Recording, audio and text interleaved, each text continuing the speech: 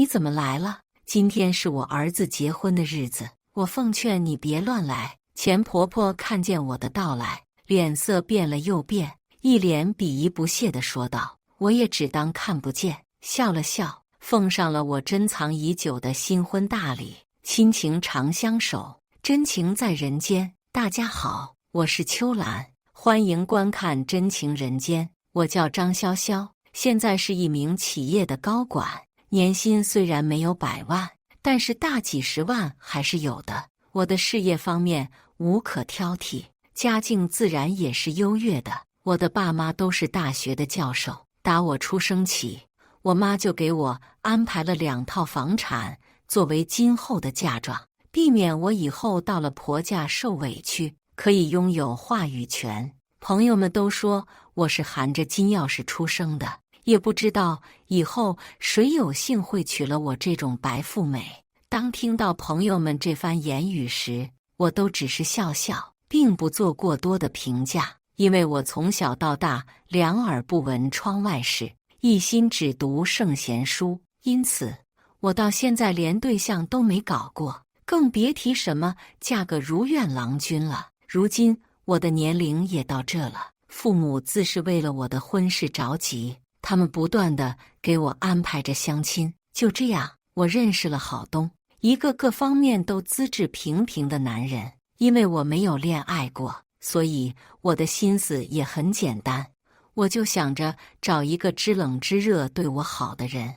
而郝东恰好符合我的条件，他每天早上一大早就来接我上班，下班时无论我加班到多晚，都会在门口默默地等着我，风雨无阻，这让我很是感动。很快我们确定了关系。郝东其实条件也不是很差，他是一家外企的职员，父母都是公务员，虽然和我家相差甚远，但是也算是小康家庭。通过一段时间的相处，我们走入了婚姻的殿堂。婚后，因为我有房子，也没有要求郝东另买房子，而是住进了我的房产中。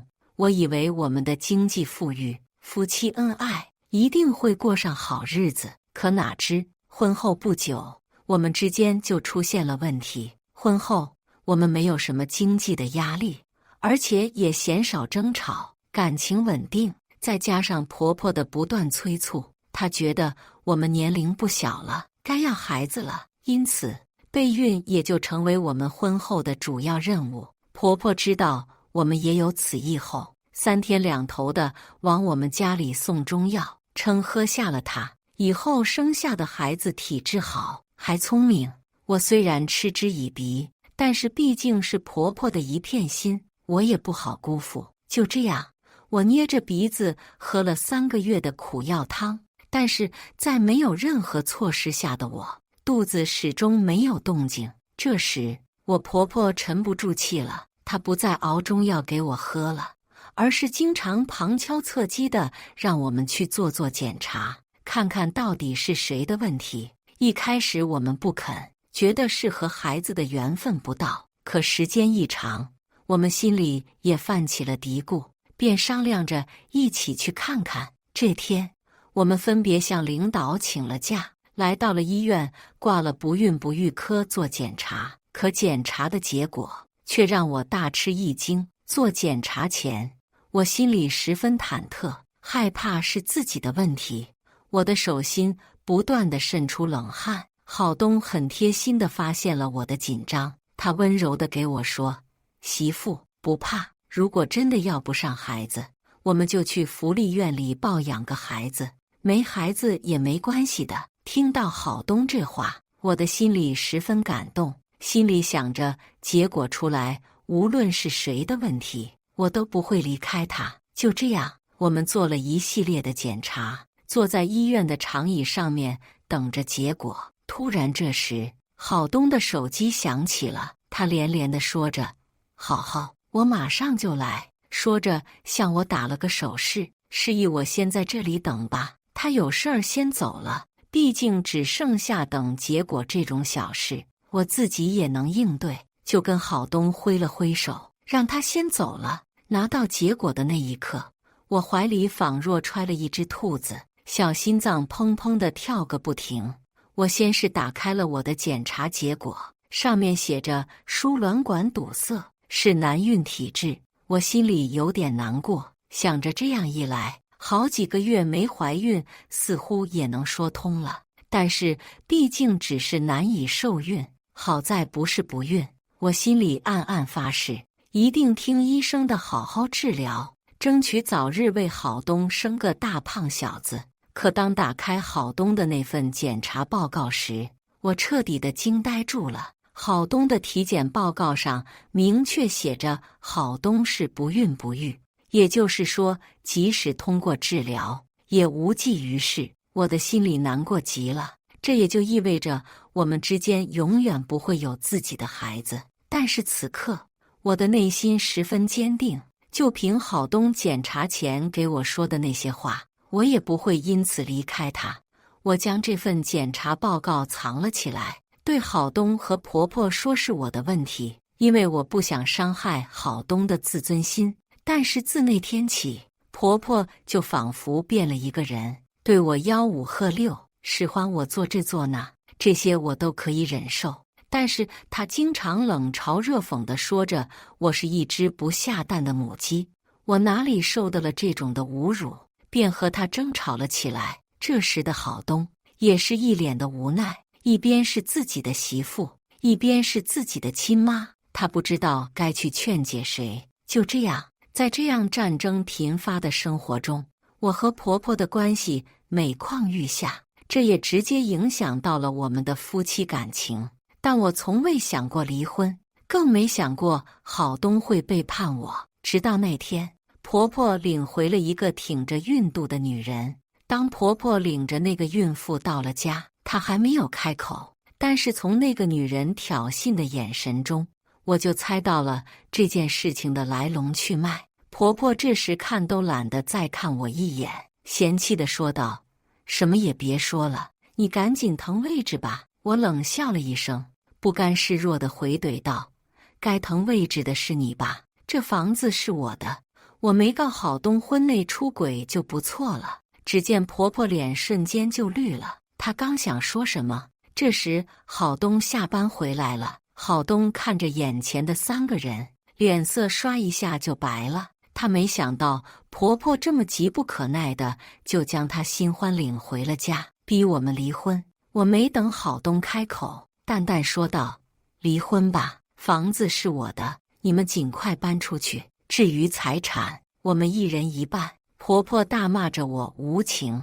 这时郝东大吼了婆婆一声：“够了！”婆婆这才闭上了嘴。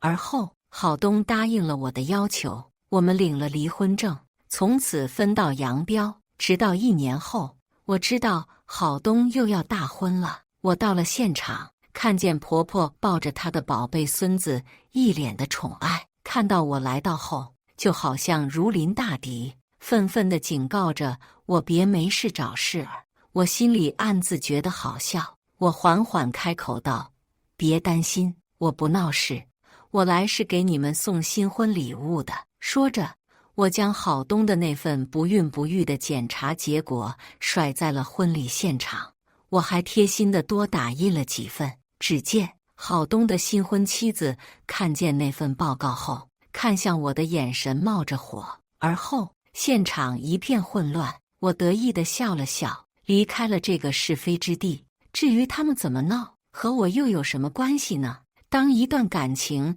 已经不复存在时，应该先把当下的情感处理清楚，再去开启一段新的恋情。婚内的出轨，既是对自己的不负责任，更是对对方感情的不尊重，只会让彼此受到更深的伤害。愿我们每个人都能拥有一段幸福美满的婚姻，都能拥有一个将你捧在手心里的爱人。在这个故事中，我们看到了婚姻的甜蜜与苦涩，看到了夫妻间的恩爱与背叛，看到了婆媳间的矛盾与和解。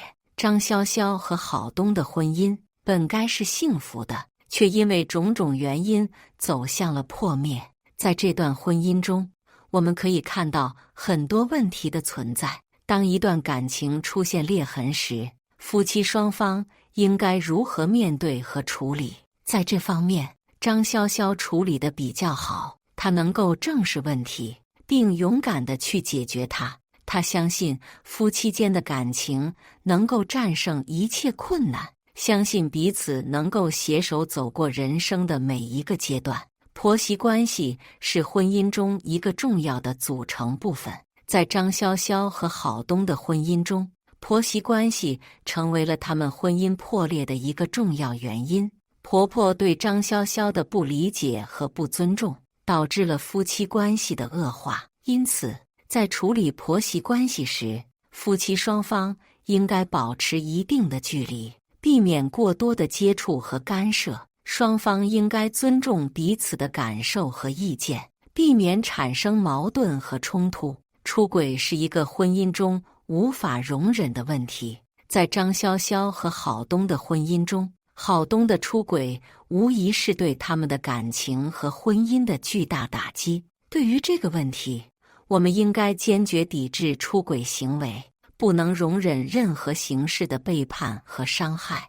我们应该在发现出轨行为后及时采取措施，保护自己的权益和尊严。在结束了这个故事后，我想说一句话：愿我们每个人都能拥有一段幸福美满的婚姻，都能拥有一个将你捧在手心里的爱人。婚姻是人生中最为重要的事情之一，它关乎着两个相爱的人能否携手走过人生的风风雨雨，能否拥有一个温馨的家。在这段故事中，我们可以看到一段美好的婚姻因为夫妻之间的不信任和婆媳矛盾最终走向了破裂。在现实生活中，类似的情况也屡见不鲜，而最终郝东的新婚妻子因为孩子的问题揭开了他出轨的真相，让我们不禁思考婚姻的真正意义究竟是什么。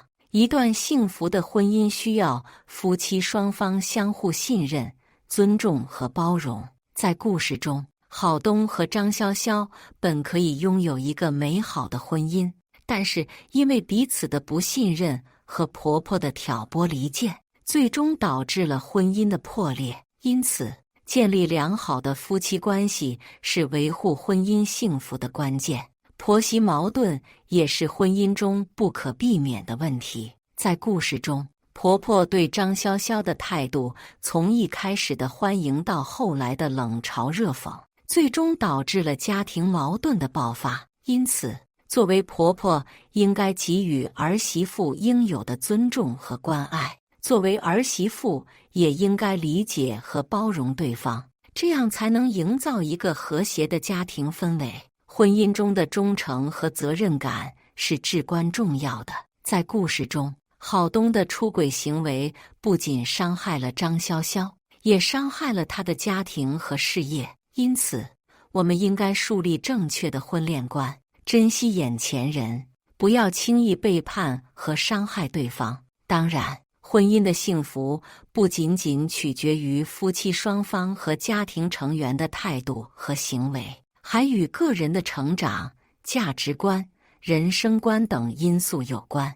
我们应该不断地提升自己，培养正确的婚恋观，保持健康的心态和行为，才能拥有一个美好的婚姻生活。此外，面对出轨、背叛等不道德行为，我们应该坚定自己的底线和原则，勇于维护自己的尊严和利益。在这个过程中，我们应该保持冷静、理智，不伤害对方的心理去解决问题，不要轻易妥协或者冲动行事。感谢大家的观看，欢迎大家在下方评论区讨论。如果你喜欢这类故事，记得点击订阅《真情人间》，并分享给更多的人，这会对我帮助很大。再次感谢大家的观看。